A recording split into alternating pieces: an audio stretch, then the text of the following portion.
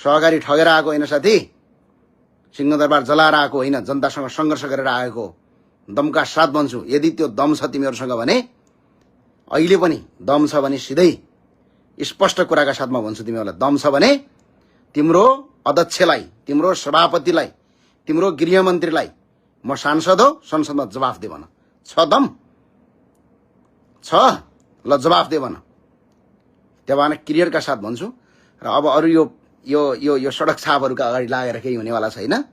यिनीहरूको कामै त यो भोग्ने हो। र अहिले म स्पष्ट अहिले के भन्न आएको भने क्लियरका साथ, र जापानमा म सुरक्षित छु। जापानमा भोलि पनि भव्य कार्यक्रम हुन्छ, आज पनि भव्य कार्यक्रम भएको छु, स्पष्टका साथ भएको छ। र म जेल तोडेर जेल भागेर आएको होइन, यो कुरा याद गर तिमीहरू है, यो याद गर, दिमागमा डाल, टाउकोभित्र।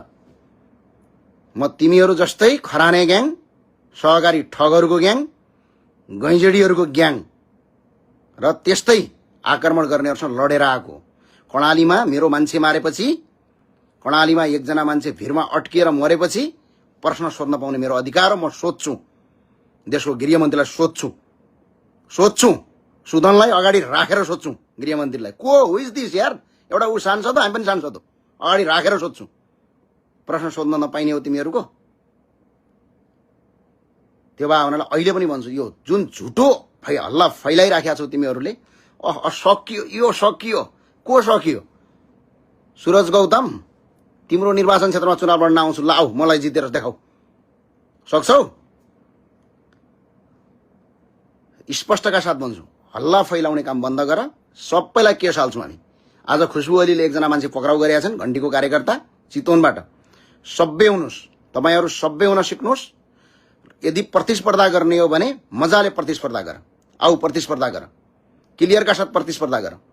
चुनावमा घण्टीको साथ लिएर जित्या होइन, घण्टीलाई पत्ता साफ गरेर जित्या हो। यो कुरा याद गर तिमीहरू, चाहे जति सिट होस्। त्यो भए हुनाले अहिले पनि म भन्छु, र जहाँ छौ, जुनसुकै ठाउँ छौ, दारू खाएर हिँड्नलाई तिमीहरूको 4 जना श्रीमतीको पोइ होइन म, बुझ्यौ? स्पष्टका साथ यो अहिले जुन हल्ला फैलाएका छन्, म अहिले यति मात्र भन्न आएको थिएँ तपाईलाई।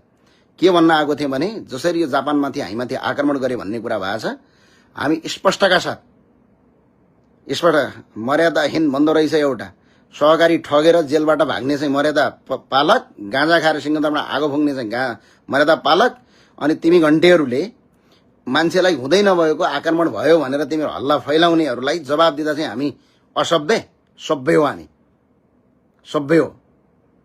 क्लियरका साथ भन्छु, जापानमा मलाई केही पनि भएको छैन, हामी सुरक्षित छौँ।